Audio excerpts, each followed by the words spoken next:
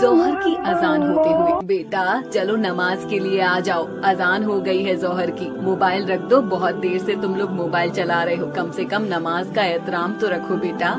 हद है यार, अम्मी जान भी ना हर वक्त नमाज के लिए रोका टोका ना करो। आप जाइए, मैं नहीं पढ़ूंगा, मुझे फेमस होना है, मुझे रील बनानी है। नमाज पढ़कर अपना टाइम क्यों खराब करूं मैं? बेटा अल्लाह से तौबा करो, तुम्हारा ये रील्स बनाना, इंस्टाग्राम चलाना ये काम नहीं आएगा। यार मुझे परेशान नहीं करो, आप जाइए ना। या अल्लाह, मेरे बेटे की तरफ से मैं आपसे तौबा मांगती हूँ। अल्लाह मेरे बेटे को माफ अता फरमा। फातिमा नमाज पढ़ने चली जाती है, उसका बेटा अपनी रील बनाने में बिजी रहता है। इतने में फैजान आता है।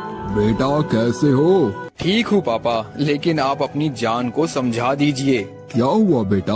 अम्मी जान मुझे नमाज के लिए हर वक्त टोका करती है, मुझे बहुत डिस्टर्ब होता है, मैं अपने काम पर फोकस नहीं कर पा रहा हूँ। ये कैसी बात कर रहे हो बेटा? हमारे लिए सबसे पहले नमाज है, ना कि तुम्हारा ये रील्स बनाना और इंस्टाग्राम चलाना। तुम बाहर के लड़कों के साथ रह रहकर बहुत बिगड़ गए हो। यार डैड, आप भी ना ऐसी बातें कर रहे हो। इस घर में मुझे कोई समझाने वाला है ही नहीं। किसी दिन मैं चला जाऊंगा घर छोड़कर।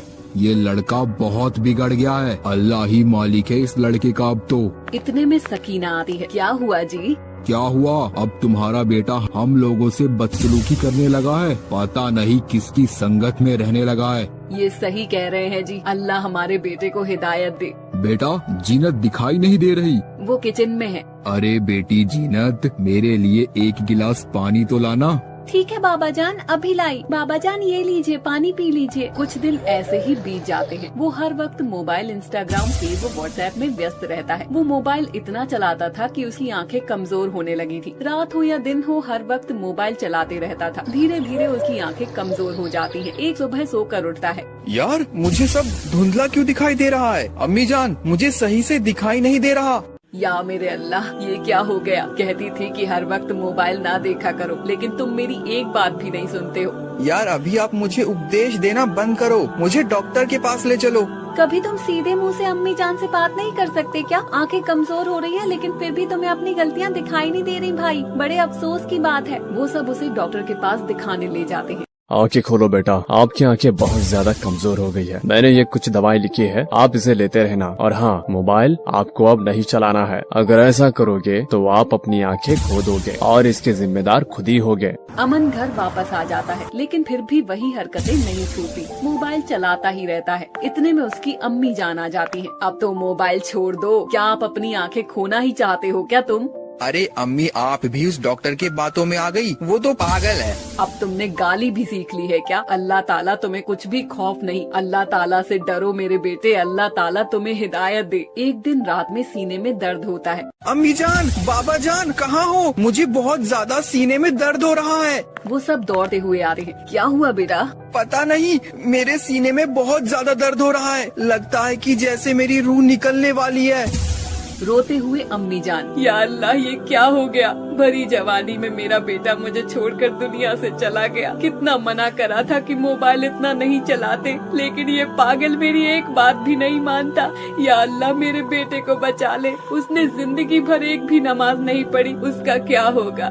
या अल्लाह मेरे बेटे पर अपना रहम कर। देखिए ना इमरान के पापा, आज हमारा बेटा हमसे जुदा हो गया। सही कह रही हो सकीना, जाने कहा मुझे भी बहुत अफसोस है, क्योंकि मैं भी एक बाप हूँ। लाख समझाया उसे, लेकिन वो नहीं माना। माँ बाप की हमेशा नाफरमानी करता रहा, उसकी उसे सजा अब मिली। जो बच्चा माँ बाप का कहना नहीं मानता, उसका आखिर में यही अंजाम होता है। या अल्लाह हमारे बच्चे की जान बख्श दे, आज अपना करिश्मा दिखा दे।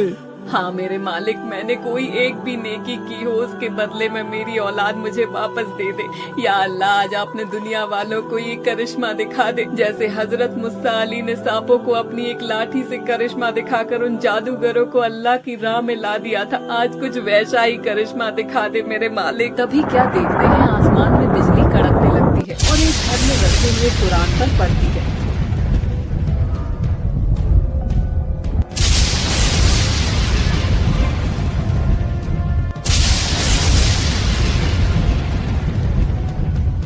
कुरान से गुजरकर उसके सीने में आ जाती है। उसके सीने से सारी वो शैतान की खबरें निकलती है, जिन्हें वो दिन रात बिलकर सोता था।